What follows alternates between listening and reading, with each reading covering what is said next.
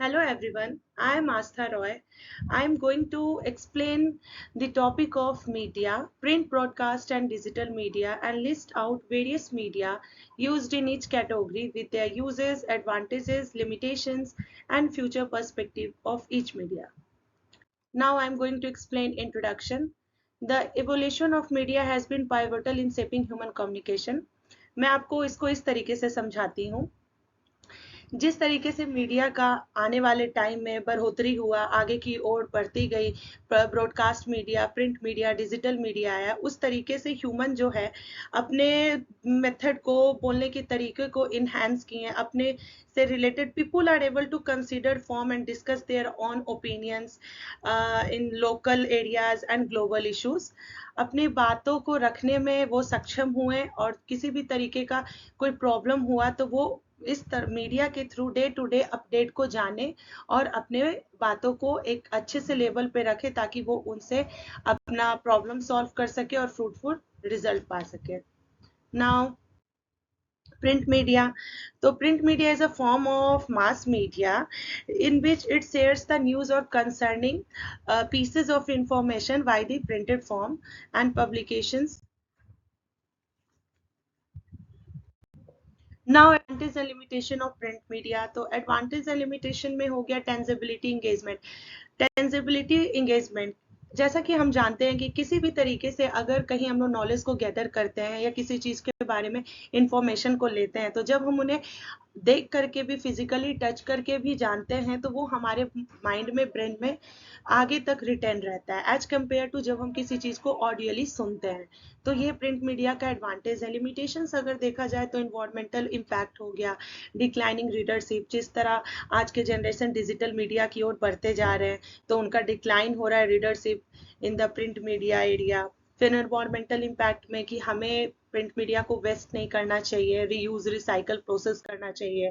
Future perspective हो गया कि integration with digital, sustainability initiative, like print media के तहत जब हम लोग न्यूज़पेपर पढ़ रहे हैं, किसी भी तरीके का, जैसे कि न्यूज़पेपर पढ़ रहे हैं, मैगजीन पढ़ रहे हैं, बुक्स पढ़ रहे हैं, तो अगर हम किसी चीज़ को परचेज करने जाते हैं तो उससे रिलेटेड एडवर्टाइजमेंट को हम क्यूआर कोड के थ्रू स्कैन करके जान सकते हैं उसकी जानकारी को। तो उस क्यूआर कोड को हम लोग न्यूज़पेपर में भी अटैच कर सकते हैं ताकि इनसे रिलेटेड हमें कंटेंट मिल सके।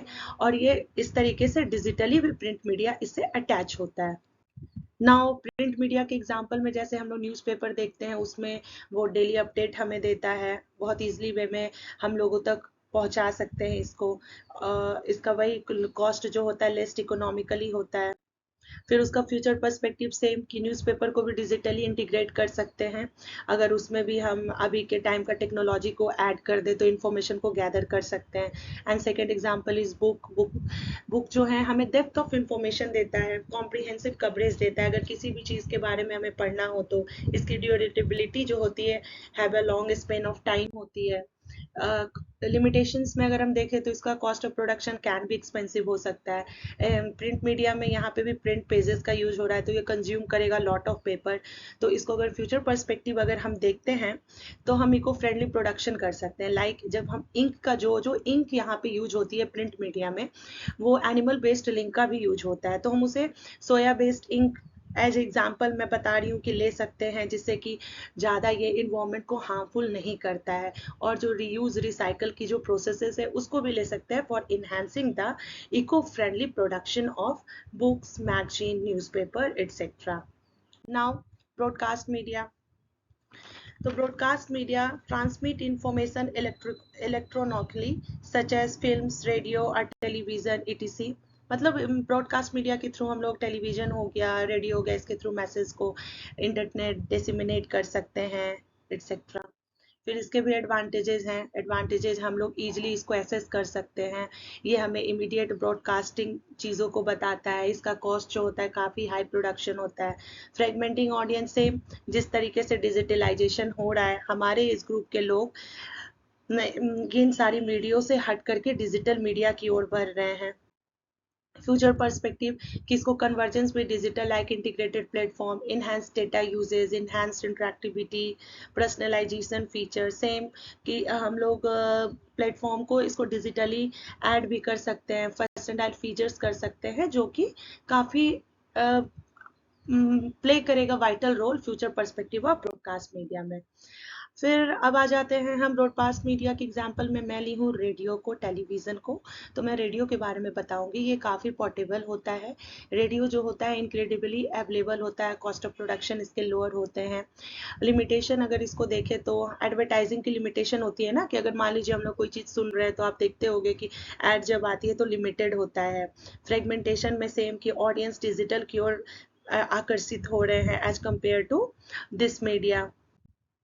और इसका फ्यूचर पर्सपेक्टिव में हो गया कि इंटरेक्टिव कंटेंट हो गया, डिजिटल इंटीग्रेशन में स्ट्रीमिंग सर्विसेज, गेमिफिकेशन वगैरह होता है ना, कि जब हम लोग रेडियो को सुनते हैं तो कई जब हमारा एडवर्टाइजमेंट आता है तो एडवर्टाइजमेंट के बीच में कभी कभी कुछ क्विज से रिलेटेड क्वेश्चंस पूछते हैं कि अगर आप इसका आंसर दोगे तो आपको इतना स्कोर मिलेगा। तो इसका मतलब ये हुआ कि ऑडियंस पार्टिसिपेट करे थ्रू गेमिफिकेशन और हमें कंटेंट इंटरेक्टिव मिल सके। सेम अब मैं टेलीविजन के बारे में बताना चाहूँगी। ये विजुअली इम्पैक्ट इन्हांस्ड इंगेजमेंट करता है, स्टोरी टेलिंग पावर काफ़ी अच्छा होती है, मास ऑडियंस कवरेज होता है। लिमिटेशन सेम, टेलीविजन का हाई प्रोडक्शन कॉस्ट होगा, limited accessibility. Future perspective of television अगर हम देखते हैं तो integration with digital platform, cross media content creation, interactive ads etcetera. Like अगर टेलीविजन है तो आप लोग को पता है कि जब हम लोग देखते हैं तो हमारे मुताबिक हम लोग जिसमें एक्साइटमेंट फील करते हैं या फिर जो हमारे मन के अकॉर्डिंग भी चीज़ें होती है उस तरीके का ऐड हम लोग ज़्यादा प्रेफर करते हैं। तो वही कह रहा है कि advanced advertisement according to our welfare, according to our thoughts.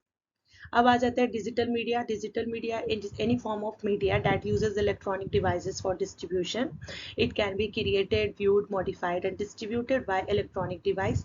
जो भी मैसेज इनहैंस होता है, डिसिमिनेट होता है, लोगों तक पहुंचता है through video games, video, website and social media. Advantage में सेम हुआ, एक्सेसिबिलिटी, वाइड स्प्रेड रीच है, 24/7 अवेलेबिलिटी होती है इसकी, इंटरेक्टिविटी होती है, यूजर इंगेजमेंट होता है, फीडबैक एंड इम्प्रूवमेंट। लिमिटेशन हो गया ओवरऑल इंफॉर्मेशन। मेनली इसका एडवांटेज ये हुआ कि इजिली हम लोग एसेसिबल कर सकते हैं, लोग इसमें एंगेज होते हैं। और जब हम इसका डिजिटल मीडिया को अगर हम लोग यूज़ भी करते हैं तो हमारे पास पावर होती है कि हम उस पर फीडबैक भी दें, रेटिंग भी दें।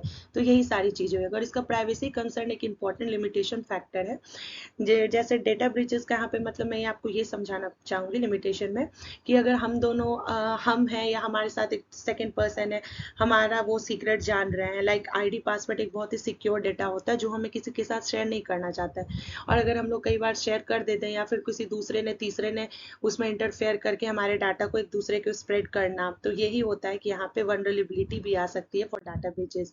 फ्यूचर पर्सपेक्टिव इंक्रीज करेंगे personalisation, tailored content experience, AI driven content creation, greater integration with emerging technologies like augmented and virtual reality। हमारे कंटेंट, हमारे अकॉर्डिंग कंटेंट दिखाना, आज के टाइम में मशीन लर्निंग लैंग्वेजेस को यूज़ करना ताकि हमारा कम्युनिकेशन कंप्यूटर सॉफ्टवेयर इन्हांस हो सके, हमारा टाइम बच सके। अब आता है एग्जाम्पल ऑफ डिजिटल मीडिया, जिसमें हम सोशल मीडिया ले लेते हैं। उसमें Instagram, Facebook. Same Instagram, Facebook तो आज के टाइम में आप लोग को भी पता है कि आप लोग बहुत ज़्यादा यूज़ करते हैं, तो उनका क्या इंपॉर्टेंस है, लिमिटेशन है। इंपॉर्टेंस में आप देख सकते हैं कि इंटरेक्टिव कम्युनिकेशन है, वाइड रीच ग्लोबल एक्सेस है। लिमिटेशन में हो गया प्राइवेसी इशू, जैसा कि मैंने बताया कि आईडी है, पासवर्ड है। एक सबसे छोटा सा एग्जांपल मैं ले रही हूँ आईडी पासवर्ड का, जो कि काफ़ी सिक्योर डाटा होता है, तो वो मुझे पता है। लेकिन अगर थर्ड पार्टी उसमें इंगेज होते हैं तो वो डाटा को शेयर करते हैं, हमारे क्रूशियल इंपॉर्टेंट इंफॉर्मेशन को स्प्रेड करते हैं, जो कि हमारे लिए हार्मफुल हो सकता है। तो लिमिटेशन में ये हमारा प्राइवेसी इश्यूज हुआ। अब आ जाओ फ्यूचर पर्सपेक्टिव में, enhanced regulation like data privacy. जो भी डाटा का प्राइवेसी है उसको सिक्योरिटी लॉ के साथ हमें फॉलो करना चाहिए। And second is website and vlog. Website और वीलॉग के एडवांटेजेस हो गए, control over content. Advantages website और वीलॉग का मैं सिंपली आपको बताऊंगी। जब भी हम लोग वेबसाइट को बनाते हैं या फिर कुछ भी उस क्रिएट करते हैं तो उसकी ऑनरशिप हम खुद रहते हैं। हमें पता होता है कि हम डेप्थ ऑफ इंफॉर्मेशन कितना डालेंगे, कितना कंटेंट डालेंगे, मतलब फुल अथॉरिटी हमारे पास होती है उस कंटेंट से रिलेटेड। तो ये हुआ एडवांटेज। लिमिटेशन में टेक्निकल चैलेंजेज होता है, हम खुद ऑनर है तो कई बार ऐसा होता है कि उसके सेटअप और मेंटेनेंस में प्रॉब्लम हो सकती है। कई बार डेटा अगर शॉर्ट डालना और हम लार्ज डाल दें तो कंटेंट क्रिएशन में टाइम कंज्यूमिंग हो सकती है। फ्यूचर पर्सपेक्टिव में improve user experience, design, personalisation and customisation, accessibility enhancement, increased security focus, enhanced data protection, etc. Thank you so much.